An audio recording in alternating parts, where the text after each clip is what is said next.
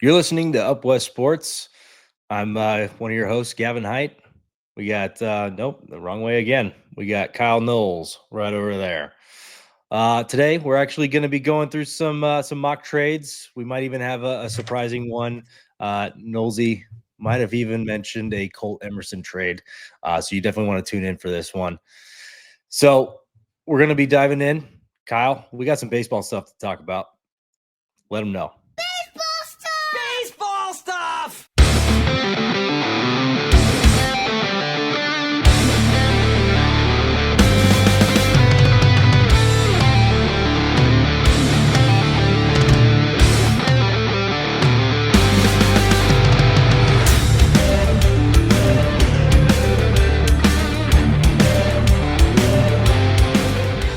Hey Gavin, so I've got a deal. So when I went through looking at what kind of trades would be plausible, but how do you kind of look at both sides of us trying to maybe reduce some of our kind of larger contracts, but then also bringing back some pieces that are winning today. Again, not looking at the how do we store more farm hands? We already have the best farm system in baseball. We don't need more. We need more players for today, not for next year. So looking at that, I kind of went through the list of teams that currently are projected to be beneath the luxury tax, which is sitting at 105K or 105 million, excuse me. And of course, Miami Marlins are sitting right at the bottom at projected to be around 67 million last time I checked. So they're looking at about 38 million they need to add to their current payroll in order to get over that threshold. And so looking at kind of our team, kind of what we have available, but also what does Miami have that would be attractive to us? The big part of their team is Xavier Edwards. This guy was an absolute stud last year. He's not a home run hitter, which in Seattle, to me, that's good. I'm not concerned about him losing his pop, moving from Miami to Seattle. But what was really encouraging is looking at, his slugging was over 400. So the guy's not hitting home runs. He's hitting gap to gap. I'm all about that. Also finishing the year with a, just under 330 average. He had just under 400 OPS and a 423 slugging. I'll take that all day. And you're sitting at a guy that's 25 years old and versatile. Can play short. He can play second. He can play center field. A guy that, if you're able to get today, shifts over to your starting second baseman, and maybe in a year or two you shift him over to short, and Cole Young is now your second baseman. You've now got you've now got your middle infield for the next 5 to 10 years. To me, it's a pretty key piece to this, and I think something that for the Mariners would be a coveted player. So okay, the trade. Here's what I've got laid out. I got Luis Castillo, Mitch Haniger, Dylan Moore, Colt Emerson, and I know that's a big one, and also 12 million cash going to the Marlins. You look at that deal and you go, well, hopefully we're getting everything and the kitchen sink. You're getting Xavier Edwards, you're getting Javier Sanoja, and Anthony Bender. Again, no one throw anything at me. Let me explain why this I think makes sense. Why is it a win for the Mariners? One, it's an instant upgrade to second base with potential future shortstop. You're taking $33.5 million off your books, which that's with giving the 12 million still. You're still saving $33.5 million. You've got a path for Cole Young, and you have an instant utility player in Sanoja. So while last year, small sample size in the majors, he was a pull that up. He was a 229 hitter and 35 at bats. If you go look at his minor league stats, much more attractive. I think last year in the minors, he was a 286, 345, 418 guy with 47 walks to 36 strikeouts. So very good plate discipline. Does not strike out a lot, and that was over 493 at bats. So that's a good utility player. And he can play second, short, left, and center. That's positions all he played so far in his career. And then Anthony Bender, 30-year-old relief pitcher. I think last year he was 5-2, sat there with about sub 4 ERA. Career wise, 9.7, 3.3 ERA. He's done some work as a save, or sorry, as a closer, and then as a career 133 innings, he's got 147 Ks. So a good pickup for what we need with Taylor being out with the injury, and then Brash not sure when he's coming back. We need a good arm again. Looking at all three guys that can come in today and help this team out, the major league team, not AAA, AA, rookie ball today. So this also helps in that logjam. Again, we've talked about it in previous episodes where we got 6 shortstops in our top 20. They're not all going to play. We need to start using these guys as capital to help our major league team. So this helps reduce that logjam, but it also gives us immediate upgrades today. And I think that's not being talked about enough. We always think, oh, we give away our prize prospect, we got to get a bunch of those in return. I'd rather get a bunch of major league ready guys today and say, well, I don't need any more farmhands. Just give me major league. It's like asking, it's like someone saying, I want more bonus potential than salary. It's no, you want your salaries. That's what's the guarantee. The bonus is not guaranteed. So that's kind of what I look at this as being. I want a more boasted salary. I don't want the bonus. I don't want more bonus potential. I want the legit guaranteed item. Hey, be bold. I love the fact that you went for Colt Emerson because I don't think anybody, at least that I've seen, is talking about a Colt Emerson trade that hasn't circulated around a Vladimir Guerrero Jr. So hats off to getting the ball rolling on a trade that no one, I don't think, is really talking about. And that's part of why we do this, right? We like bold opinions. We like difference in opinions. Me personally, I don't know if I would go the Colt Emerson route, but the way that you were able to kind of describe what you're actually getting, what the benefits are, the fact that we have more shortstops coming up, I think Felton Celestin is also not far behind. Even though it's crazy to say that because he doesn't have any minor league stats in Modesto or higher. I still think with everything that the scouts have said and all the video that I've seen on him, I think you might be onto something.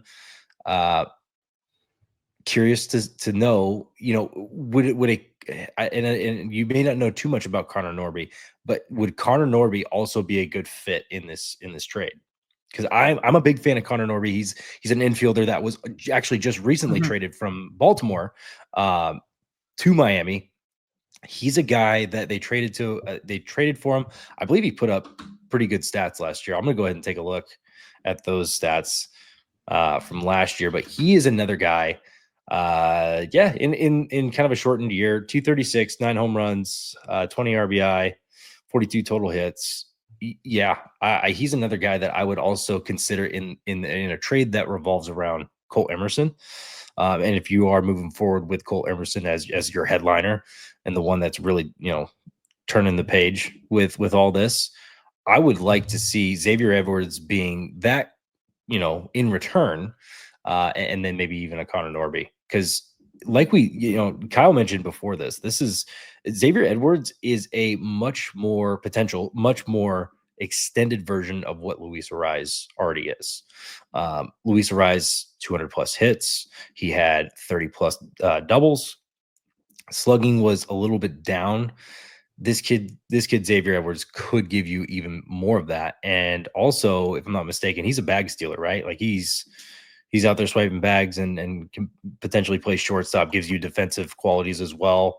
There's a lot to unpack and a lot to like. And I know Mariners fans are probably going to disagree with Colt Emerson and find any other way. Because honestly, before this show, Kyle and I were talking about, what trades do you got? And he threw that one at me.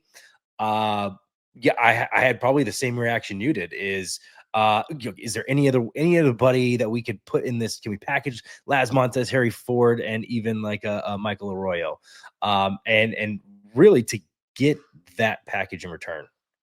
I think you're closer to a Colt Emerson for that package in return. But yeah, moving on to. I think Yeah, you go also ahead. have to look. I would Sorry, say I think we you had a also have little to bit of look lag at there. like when you. Yeah, and I know. Yeah, and hopefully it's not mine. That would be very unfortunate.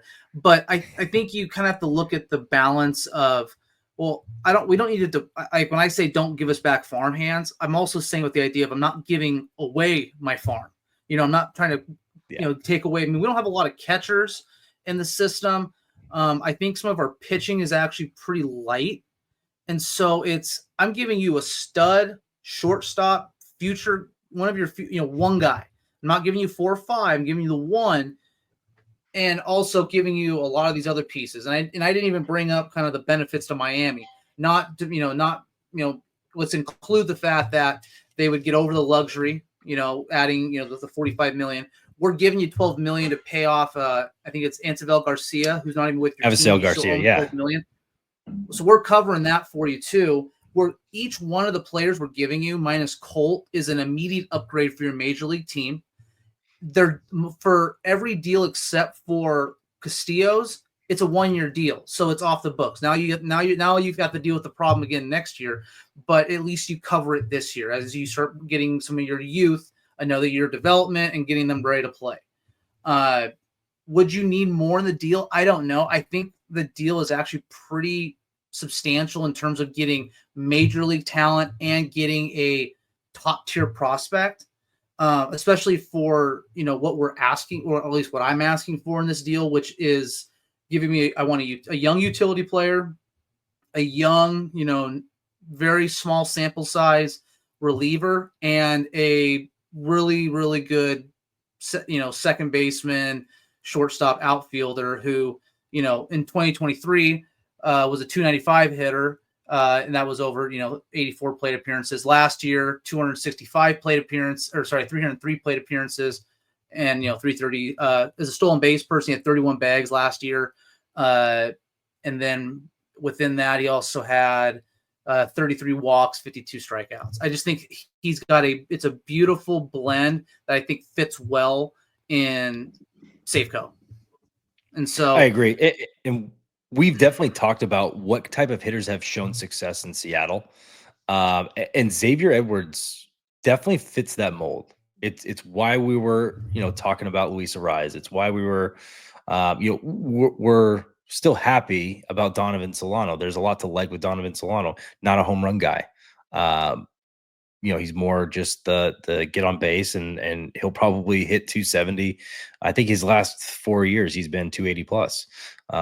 So I expect him to come into Seattle and be close. I don't think it's going to be 280. Just at 37 years old, I just don't think he's getting back there. Yeah, Exactly. that's the big thing. It's the age. It's the age, and of course, at that, it's always Seattle that you always find yourself declining. And at 37, it's what a time to decline, right?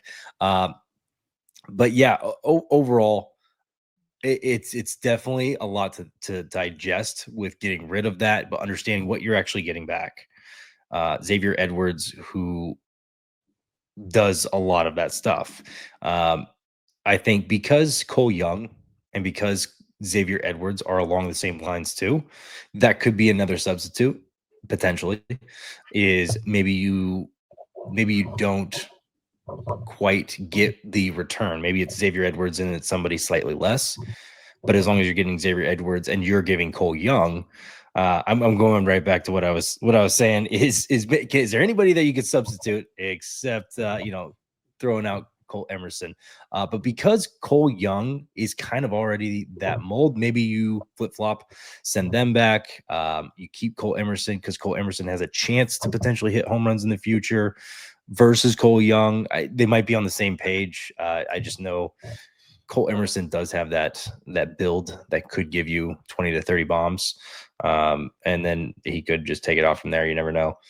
Yeah, the The trade is a wow. I like it. It's bold, and I'm this is why I got this guy on the podcast, because he brings in wild stuff like this. Yeah, kind of moving on to the next trade proposal that I actually crafted this one up. So it's actually a 3-way trade. So you got Baltimore, Tampa Bay, and Seattle.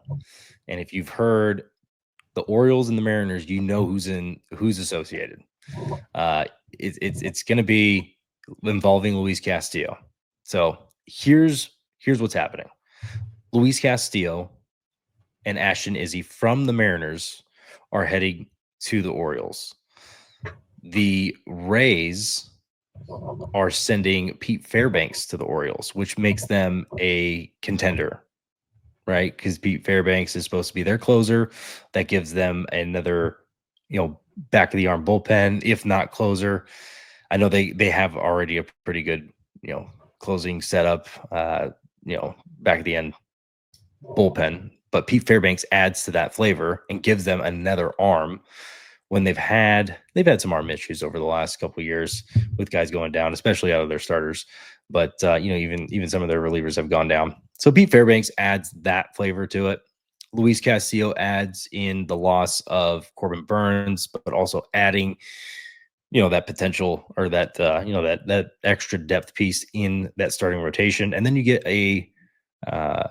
the Orioles actually end up getting a prospect out of it with Ashton Izzy. Izzy, he's still got a long ways to go. He ended up having a good ERA, but the walks were like super high. I believe it was, I don't have it in front of me right now, but I believe it was like 60 some walks in 80 some innings. There's some work that needs to be done there. The Orioles might be with their hands full on that one, but he was able to produce and not let runs in. So there's a clutch factor to him that you might like, and you might be able to work with. They might want somebody else like a Michael Morales, who's a little bit more proven, a little bit further along. I'd say, hey, you're already getting Luis Castillo, and you're getting a top tier pitcher who's shown just a slight regression last year. You're getting him at, what was it, 22, 23 million for this year. And then I think it's 24.15 for the next 2 to 3 years. And then I think it ends at like 27 is his final deal, or final year on his contract. Yeah. So it's very, very favorable contracts, especially if he can produce like he has been. The other thing to note is why I have them going to the Orioles is Luis Castillo still has another year on his no trade clause as a part of his contract.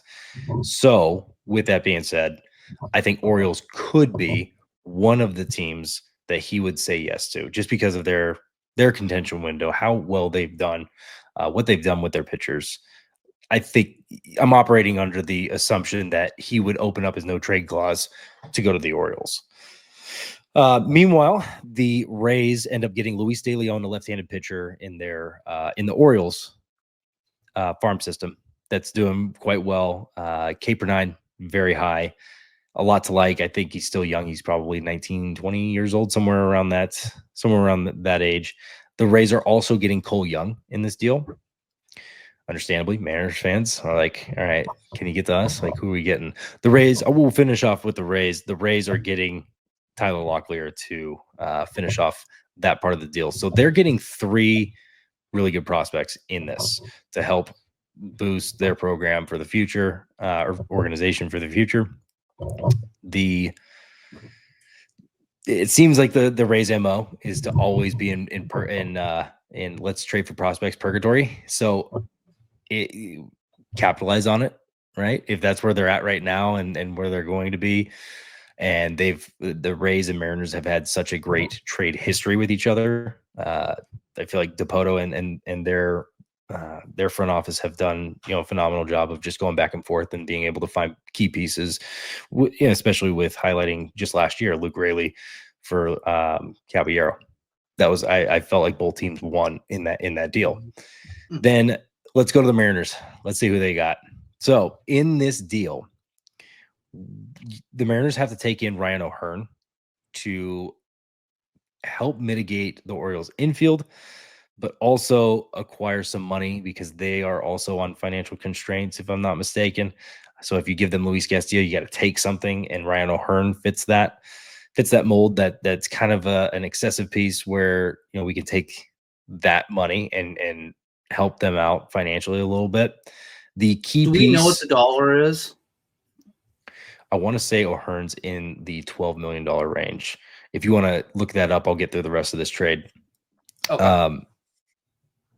The centerpiece around this whole deal is Kobe Mayo. Kobe Mayo, I know the guys over at Marine Lair, especially Lyle, has just been pounding his fists to get Kobe Mayo, and I couldn't agree with him more. Kobe Mayo is the centerpiece. He is, in my opinion, your starting third baseman going into this year if you were to make this trade prior to the year.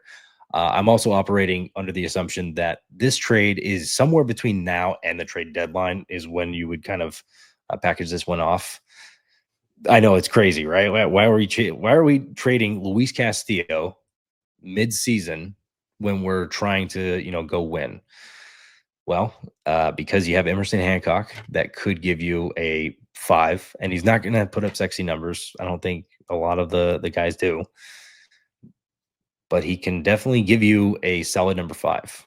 You got Brandon Garcia at that point in time. We're halfway through the year. Brandon Garcia could be dabbling, in making his appearance in the bigs. You got Logan Evans who could be making his appearance again. We're operating under the assumption that they are. It's definitely an assumption, and we'll just kind of leave it at that. A lot of this is assumption. That's why we like trade proposals and mock trades. It's all assuming. So we're operating on the assumption that you do have some other pieces, or Trader Jerry can find another fifth arm. Because Luis Castillo at this point, the other 4 guys, if you have 1 through 4, and those were your 1 through 4, you're fine with that. So you really are looking for a back end of the rotation guy. I think Emerson Hancock can actually get the job done. He might have an ERA somewhere in the 4s. He might end up having some losses when he shouldn't, but also I think overall he gives you a good number 5.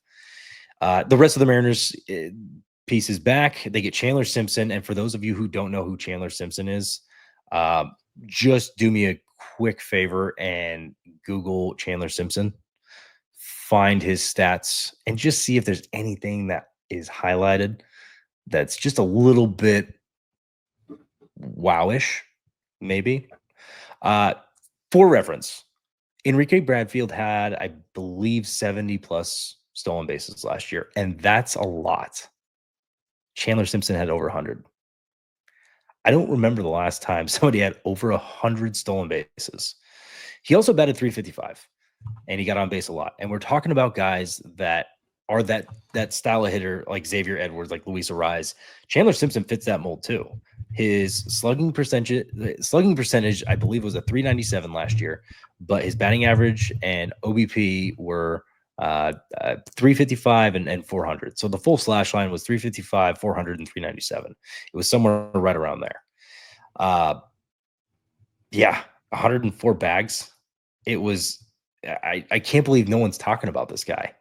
That's why I'm like, hey, let's get him back. Let's get him here. The other guy I wanted to highlight in the trade here would be Trey Morgan. He's really busted down the door. I remember when he was at LSU 2 years ago, and I was watching the College World Series, and I was like, damn, this LSU team is good. I really like that Trey Morgan kid. I wonder where he's going to end up in the draft and where where his future ends up, because he was shadowed a little bit by having Dylan Cruz, Paul Skeens, and a couple of those other guys on that team. So I like Trey Morgan. That's what's going to get the deal done, because you're sending Cole Young and Tyler Locklear and Luis Castillo and Ashton Izzy out, and you're getting 4 back. You're getting Kobe Mayo, Chandler Simpson, Trey Morgan, Ryan O'Hearn. O'Hearn's going to be one of those guys that helps you out immediately. He's going to be with the big boys, helping you out up at the top. Kobe Mayo should be at that point in time somewhere at between now and the trade deadline, should be up. If you trade for him, like, he's immediately up with the Mariners. I don't know why you wouldn't have him I don't know why you wouldn't have him up, barring any injuries or just a complete and utter failure at the top. I just don't see that happening. And then Trey Morgan is, he's getting groomed to be the next first baseman with, with a potential Luke Raley situation, for Luke Raley to kind of be able to move to the outfield. So it was a long-winded trade. It took me a little bit to kind of walk through that and just kind of play that out. But Kyle, what are your thoughts? Well, first off, if you look at last year's stolen base stats, he himself would have out stole 13 teams, and he was within 4 stolen bases of another 2. So potentially himself 50% of the Major League Baseball. That's insane. It's insane. Also, Ryan O'Hearn, $3.5 million. So you are, even though you're taking that, or I think it was $3.5 million. And then, but I think, that was his arbitration avoidance, and then this year club option for 8. So there was $8 million. So okay, you're still coming out ahead. 16. You're still coming out ahead 16 plus. I mean, it's a great move.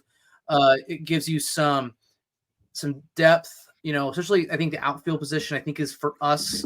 If you're talking about the farm hands, we're a little lean.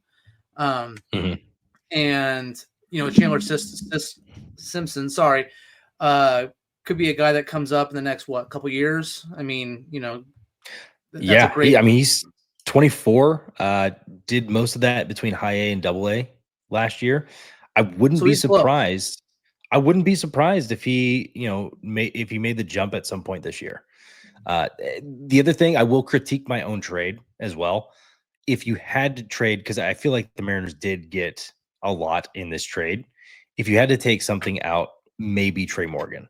So if you get Kobe Mayo, Chandler Simpson, and Ryan O'Hearn back, I still think that that's a win.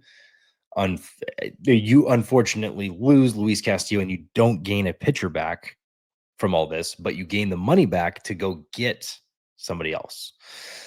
Maybe it is somebody on the last year of their contract.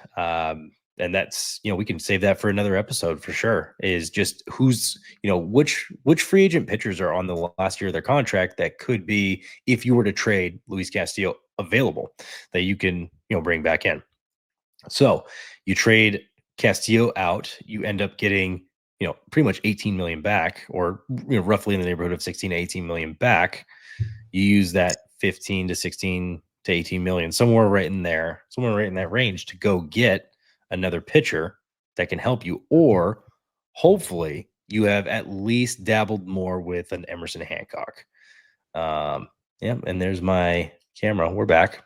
Love that thing. If you didn't catch the blooper from last week, please check that out. It's me having fun with my camera.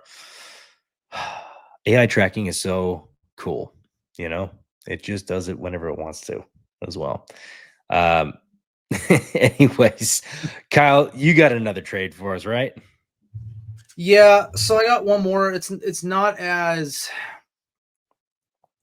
I think it's you look at the totality of it, you'd probably say, well, this one looks a little bit more, I guess, in the realm of fair. I think some people look at the other trade and say we're not getting nearly enough, but I think we are, and personally, I think we are, based on what we're getting, because there has to be a value on major league talent versus just potential. When you're dealing with prospects, it's all potential. It's all projections. You go look at someone's stats. Like I was looking at Colt Emerson's stats. I think he batted .215 at high A last year. It's not exactly, jaw dropping, but it's the projections. It's what he will do. And so when you look at Xavier Edwards, who is hitting .330 at the top level, you have to put a high value on that. And that's where my deal shows, like, we're not getting as much back, but it's the value in the few pieces we are getting back. So another team I did look at was the Pittsburgh Pirates. I think they're in a place, obviously you got Skeens, and you look at the rest of how that team's constructed, it looks like they're pretty close to, trying to really push for something. In that deal, I would also use probably the same package I have for the Marlins. Now, I kind of did a trade 1A and trade 1B on this one. So The one B is if I swap out like a Colt Emerson for a Arroyo. You're getting you're still getting a middle infield prospect, 22 years old, close to being ready to go, call up much sooner than Colt is currently. And I'm looking at so I would trade again Luis Castillo, Mitch Haniger, Dylan Moore, and then this time Michael Arroyo. And in return, I'm looking at getting Nick York, 2024 number 6 prospect, dabbled a little bit in the majors. I think he was a 216 hitter and probably 50 plate appearances. But a good utility player, kind of that 4A guy right now, kind of that fringe. Could he break camp as a utility guy, or do you stash him out in AAA, let him kind of get a little more seasoning? The big piece of this would be Nick Gonzalez. He slides in, as your immediate second baseman. I believe he's played shortstop and third throughout the minors. So you've got a really solid infielder. He's projected, I think, to come out with a pretty good year, based on what I saw here. I think using Fangraphs, I think he was somewhere in the realm of a 270 hitter, kind of a fringe 380, 390. Great, pulled up. He is looking at projections.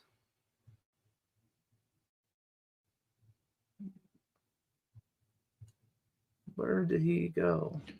And just to capitalize on where he was at last year, he slashed 270, 311, and 398 with 7 home runs last year. And he's projected to be a 260, 323, 414. That's a great stat line. And then the last piece of that would be Mike Burrows. He was their 2024 number 15 prospect. He's got major league experience. Currently, they're not projecting him to be on their major league roster, but I think that would be a great pickup. A guy that either could come in and be that kind of that reliever we need right now as we got a couple injuries, or again we stash him in AAA, let him just kind of keep working, and then bring him up as we need it. So that's kind of the 1A trade. That's a Michael Arroyo. So you're bringing in a good prospect, but not at the level that Colt Emerson currently holds. Now, if I bring Colt Emerson back into this deal, I'm asking for all of that, and then I'm also asking for Spencer Horwitz. Again, that's now adding a 25-year-old Nick Gonzalez and a 27-year-old Spencer Horwitz. Right now they're projecting Horwitz to be a 270 average, 367 on base, and a 416 slugging. Those guys can kind of shift in. He's on a left-handed bat. He shifts in, potentially be your first baseman. You might be able to shift Rayleigh. Maybe he becomes your DH. Obviously Solano, Polanco. Again, you've got some age there. Potentially, maybe they are, they help each other out. There's some shifting. But to me, you're getting those 4 players out of Colt Emerson. Again, 4 major league players, right? They're all have service time for Colt Emerson on that one. And then obviously you take out the Spencer deal or the Arroyo. Colt Emerson back on the table, baby. Let's go. We are a very small platform. I think we have something like 58 subscribers on YouTube. So I know this video isn't getting out to many, but I hope some people get to watch this and get to listen to us talk about a Colt Emerson trade. I'm excited. I'm excited for for what that conversation is going to spark and everything, because there's a lot to be said about a Colt Emerson trade and what that looks like and what you could potentially get back, and a package that involves Nick York. You had mentioned the other now the name's blanking on me, Spencer Horwitz. And then also like a Nick Gonzalez, or maybe even a top prospect, another top prospect. Yeah, I mean, that's definitely closer in the neighborhood of what you're going to have to give up for a Colt Emerson. Yeah, dude's going to be good. And I'm excited to see where I'm excited to see where he goes in his career. I'm hoping it's with the Mariners, but also like this is an interesting one, because there's a lot that comes back. There is help that they also get with Mitch Haniger. Mitch Haniger, especially in Pittsburgh, I think might actually do well. even with his age, even with the year he just had, he's not going to be playing in the outfield. We all know how bad he has kind of declined as an outfielder, but his stick, he could actually help you. And there's a lot to like with Mitch Haniger. Kyle and I were talking about this, getting ready for this episode with, there's only 1 year, and the Pirates are in such a unique position to where they have, Bubba Chandler and all these guys, being groomed and coming up, having money to be able to pay O'Neal Cruz big bucks, Paul Skeens, hopefully within the next couple of years, paying him big bucks, Jared Jones, if they want to extend Brian Reynolds. This gives you another opportunity, if you will, to get through the year getting above the threshold of 105, and then also nothing beyond that. And you also get somebody who might actually do well for you. And if he doesn't, okay, well, at least you got above the threshold and you got Colt Emerson out of the deal. Or in our 1A trade, Michael Arroyo, which, you got to be aggressive. You got to trade. You got to trade guys that you don't necessarily want to trade. He's one that I would, again, I'll say this every episode that we bring him up, but again, I wouldn't like to trade a couple of guys. He is one of them. But also, yeah, like that's a realistic trade on the buyback and what you're going to get for Michael Arroyo. Yeah, that's a wild one. I love that we're talking about Colt Emerson. I can't say it enough, but Colt Emerson being in these trade talks, helping other teams out, and honestly, the Mariners potentially getting something that's going to help you right now. Being able to actually go out and win games right now. That really is the window is, for lack of a better term, closing. And I actually got into a debate on Twitter. You can find it somewhere on there. I got into a debate, very respectful. I saw how he was treating. I saw how he was treating another one of the podcasters. I won't say too much about the beef because it's not me for me to say. But there was personal attacks being thrown back, and I was like, come on, man, like have an actual conversation with me. And so I engaged in a way where he was actually respectful. And I was like, okay, all right, we can actually have a conversation around the Mariners. And his whole philosophy was that the Mariners window isn't closing and that we have all this time and that we're going to have more money to be able to, bring guys back. The problem is, in 2020, 2021, when, Stanton and Dipoto, they came together and said, hey, we're preparing this rebuild to, go on the attack in 2023, 2024, and 2025. That was the plan. And we're here. And it's not like we're bad. We're actually good. We're actually in a window where we can win and compete at a very high level. We have arguably one of the best pitching staffs in all of baseball. But you're operating with money, like you're not showing that you want to win on the other side of the ball. You had opportunities to get Pete Alonso, still have technically an opportunity to go get Alex Bregman. Not going to happen. It's just it's frustrating when it comes to that. Anyways, I was on this rant with this guy going back and forth about really the overall future and what the outlook looks like for the Mariners.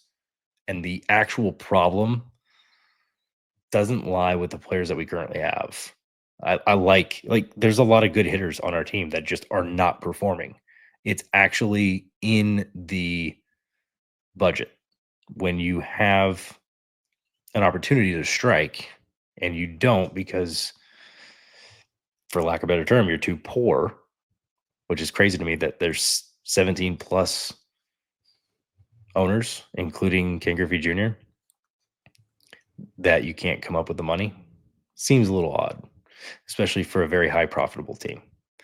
So anyways, I'll leave that one. And I had to go off on a little bit of a rant there because it's I think it's what every Mariners fan is thinking. I think we're all valid for thinking that it's been tough and we're still just expecting to go to the World Series for the first time. I'm still excited for when that day comes. Hopefully I'm alive for it. The okay, I want to get back to your trade and we could wrap it up. I've been ranting. did you have anything else to add on your trade? Okay. No, and I think you touched on it a little bit, and we can kind of go more in depth. But talking about the now, scenario, I just look at, you have a player with hype, you've got a pitching staff that's 1 through 4, 1 through 5 is legit. I don't think, and again, there's not many teams that have that, and I do think you strike now. I don't see another, Kirby down in the minors. I don't see another Gilbert in the minors right now. There's potential, and that's the biggest thing, is they're all potential projectables. We know that 1 through 4 are studs. We know that they've done it. They have the experience. We've seen the sample size, and so for me, it's what killed us last year. It was production. It was our offensive production, and you don't have to pay for pitchers. Thank goodness we don't have to pay for pitchers, because those are expensive. You see the type of trades that you have to get for essentially a journeyman starter that had a good year. So to me, these trades, these prospects, yeah, you know what? You might have to give up one that really, really hurts. But guess what? You're going to get back major league talent that helps you now. And if you do it right, you get young major league talent that helps you now and for the foreseeable future. That's all I got there. We also didn't even discuss, or I guess I didn't even discuss the just the overall, like, we have a great pitching staff. We've been so blessed with their health. They've been fairly healthy since they've been a crew. That could change at any point in time. No one is promised tomorrow. Go ahead and quote that one and throw it in a movie somewhere, please, because that was a banger. I'll go ahead and drop this mic. Well, I can't drop this. This thing was expensive, and yeah. Well, we're just gonna go back to it. But tomorrow's not promised for any of these pitchers. Any of them could go down, and not only is your season over, but now you're rebuilding. You could easily go back into that.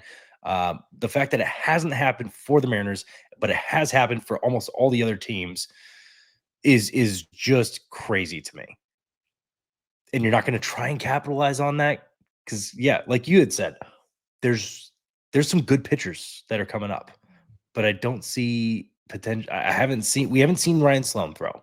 We haven't seen Urangelo Sinjay throw. We don't know what they're going to do. It's very frustrating that you have this and you can't capitalize on it, because next year and the year after, you don't know what you're going to get.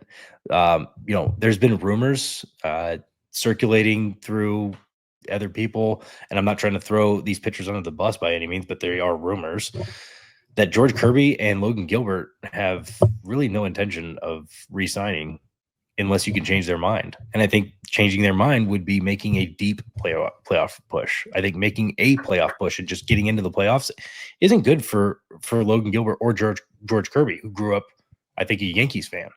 Yeah, I think George Kirby is at the end of his his arbitration years, he's going to be like, all right, I can go back to New York, be, close to home, and play for my childhood team, and potentially also, go back to a World Series like they just did last year. Yeah, tomorrow's not promised to any of these guys' health. And I don't mean to be a Debbie Downer on it, but it's just one of those things where you need to help out from the top down. Help these pitchers go win and go to a World Series for the first time. Be different, right? Be different. Go to a World Series and screw it. Win it all. Do one of the weirdest things you could ever do in Mariners history and win a World Series. That doesn't seem to be the direction of this club in 2025. And I'm with you. I'll eat my words. I'll eat all of them. And then I'll spit it out, and I'll even eat that as well if we go and win a World Series. Moving on. We'll go ahead and leave that one in the past, like 2024. The next trade I had circles back to a trade that we had vaguely talked about in a couple episodes back, circulating around Nolan Arenado. So Nolan Arenado, this is also operating under the assumption that all the deferment that he's owed is staying with the Cardinals. I'm I don't know what goes on behind the scenes in those conversations, but I would imagine if you add deferment in at any point in time to a player's contract, you are moving forward eating that money, no matter what happens. That's your money to be eaten. So I'm operating in that term because, yeah, if I were to offer a deferment and now he's getting $17 million a year, okay, that's what his trade value now is in a trade. That's where his contract is. That's what they're paying for. If you're asking for more, that I feel like if you ask to pay for some of his deferment, you're asking a lot. So I'm operating with the notion that you're getting it at face value for that 16, $17 million for Nolan Arenado. So the Mariners get Nolan Arenado in this deal. They also are going to eat $4 million of Haniger's contract, which in just this trade, eating $4 million would put you roughly, without incentives from Polanco or Solano, would put you right at that $15 million for the offseason. So this would be a preseason or spring training, if you will, trade. Uh, with that being said, who's going to the Cardinals? So Mitch Haniger is going to the Cardinals to help offset that the finances. The Cardinals, I still go back to Mitch Haniger's an attractive one because as much as the Cardinals maybe don't need to take on money, he's only 1 year. He's only 1 year, and they get Tyler Locklear, one of Tyler Locklear or Brandon Garcia. So choose one. And if they're looking for pitching, which looking at their pitchers that are coming up, Quinn Matthews, who I really liked him at Stanford. He was an absolute beast. I think he threw like 120, 130 pitches in one of the super regional games and was just lights out and just impressive to watch. He's really run through the minors and he could be an absolute dude at the next level. Same with Tink Hence. I think Tink Hence and Jackson Jobe are probably two of my favorite up and coming prospects for pitching in all of baseball. And they're two guys, like, if you have a chance to trade for them, I would definitely look to trade for him. I would trade a George Kirby for a Tink Hence, and then some. I would probably even throw in a reliever or in another like mid-tier prospect or something like that. That's how much I like Tink Hence. But going back to the trade, I think with where they're at with hitters and with pitchers, they may lean on one side or the other. Maybe they just want to stockpile arms and just get the pitching staff and rotation just ready to rock and roll. So they could go with a Brandon Garcia over a Tyler Locklear, but essentially you're choosing one of the two. And then the other one would be either Harry Ford or Michael Morales. So it could be a good mixture of Harry Ford and Tyler Locklear, Harry Ford and Brandon Garcia, Tyler Locklear and Michael Morales, and that's pretty much it. Because I don't think they would take a Tyler Locklear and a Brandon Garcia. I think it would take maybe a slightly younger and more impressive prospect along with that.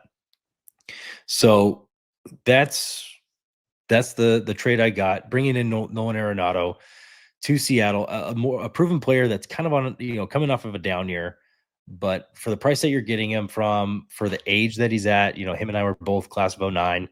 He's not super old. I think he's still 33. I think he'll be 34 at some point this year. So I like Nolan Arenado in Seattle. Polanco now just becomes an expendable hitter, and you're just focused on him hitting and not Perry Hill trying to work his magic for him to play third.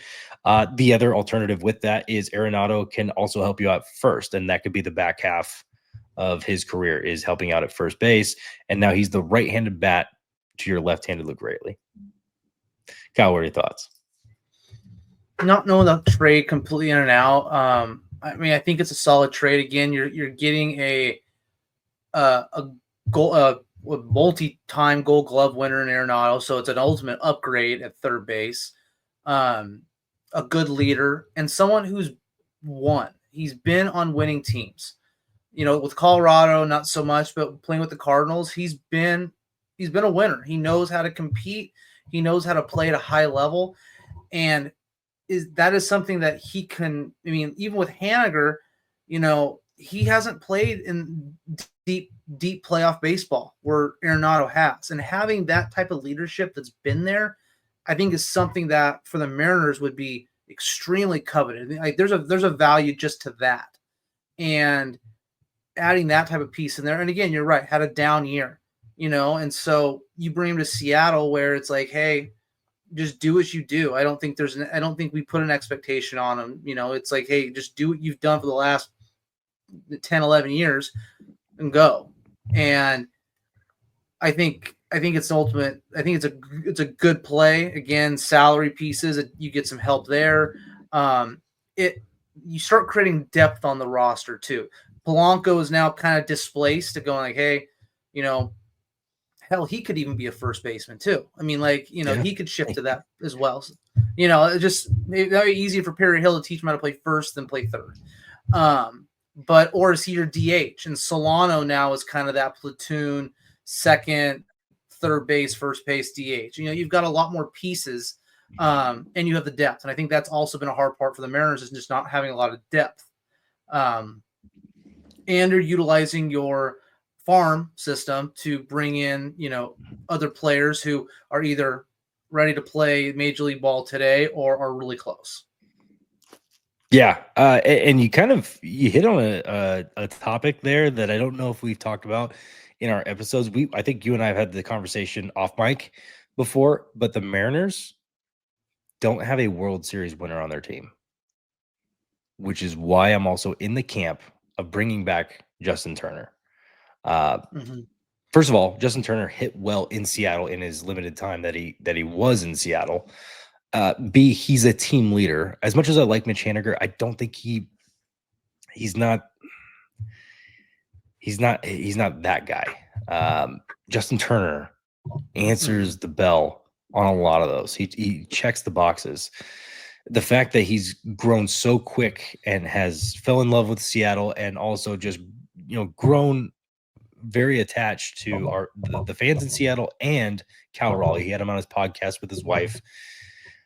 I think it's a slam dunk bringing him back in that window. I'm pretty sure is gone. I don't see Jerry making that move. But man, what a missed opportunity to at least if you're only going to spend an X amount of dollars and you didn't get Carlos Santana, it doesn't make any sense that you don't get Justin Turner, especially from an on-field standpoint. You take away all the accolades that he has and the team leadership that he brings. You take all that away and you just look at his gameplay. The guy is the most recent transaction that's done well in Seattle.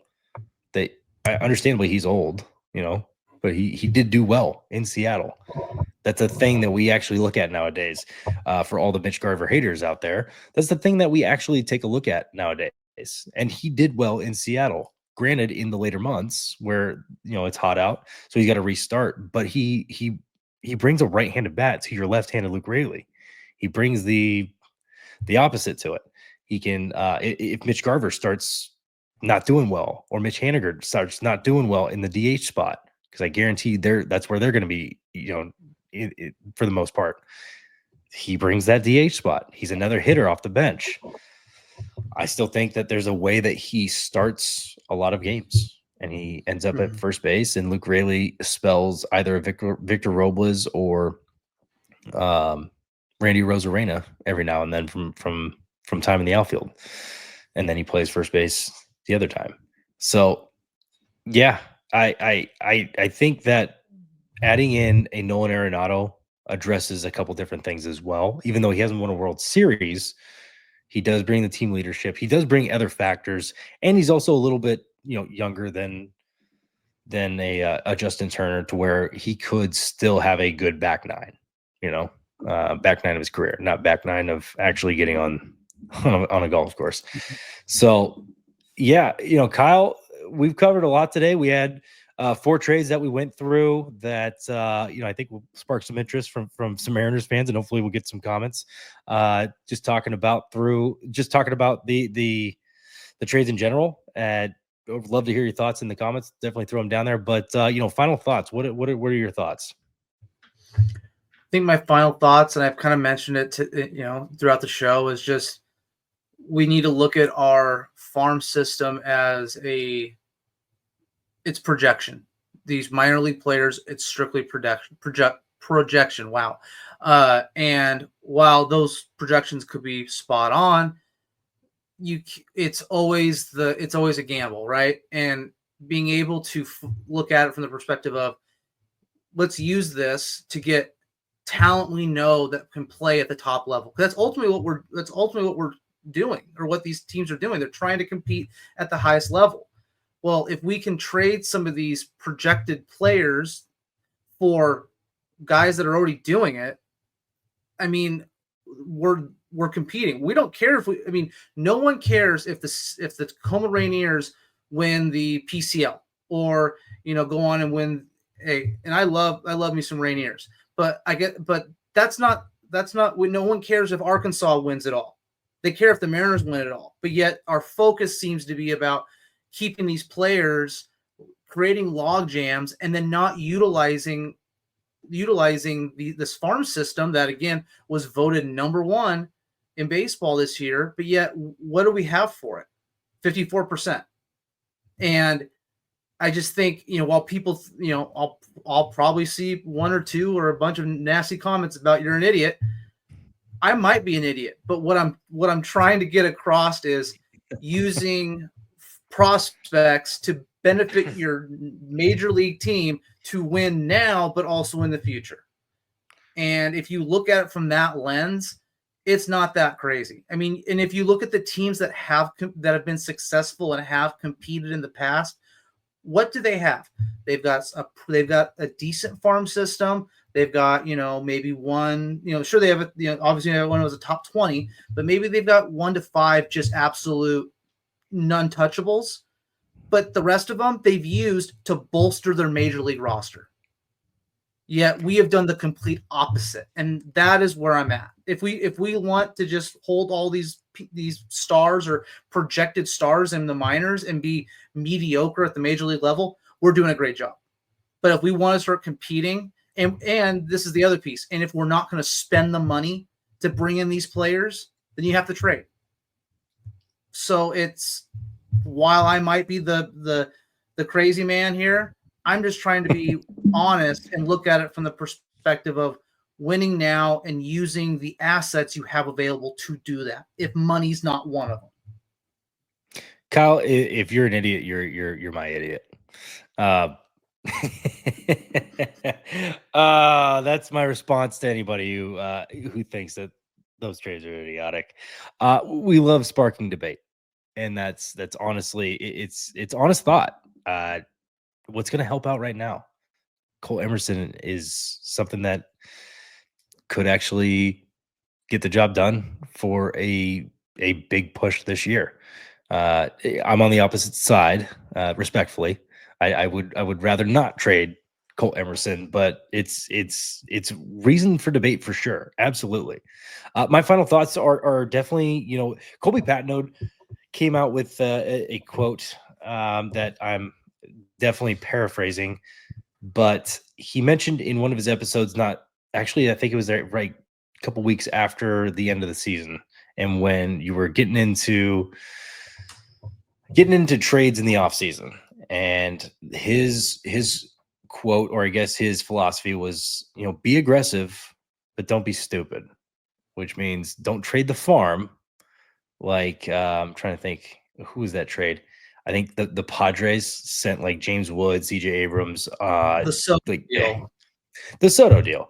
Those are the trades that you want to try and maybe stay away from. Other than that, be aggressive. Go try and get an Aaron Judge. Screw it. Like, why not? Not obtainable and can't afford them, but go try and get those types of players, those B+ players, B++ players, the B+, A- and A players. Try and go get those guys. Be aggressive. And I agree with Colby 100%. Be aggressive and try and go help yourself now. Because if you keep trying to stockpile and having 26-year-old prospects like you currently do, yeah, it's going to be tough to try and accomplish the goal that you set out to accomplish. I did want to throw out something else. we got something really cool in the works. I actually do have a couple player interviews and a couple coach interviews that are involved with the Mariners. There's a minor league coach that I'm excited to, get the opportunity to understand his journey and get to share that with you guys. So definitely stay tuned. Tell your friends, tell your family, subscribe, like, whatever helps. And make sure you like our content before you subscribe. Actually, give us a listen. I don't want you just to yeah, subscribe and that's what it is. No, we want to actually entertain you. We want to have fun with this. That's what we do this for. That's why I got into this. Seeing the other podcasters take off with their channel, really, that type of stuff inspired me. I know Kyle and I come from the playing background. Are you kidding me? Up here. We can't get through the episode. All right. Well, my crotch is gonna be on it's gonna be on everywhere. We'll leave it in. Anyways, we got some cool stuff coming up. Definitely, stay tuned. And just remember, life's too short. Gas up your boys.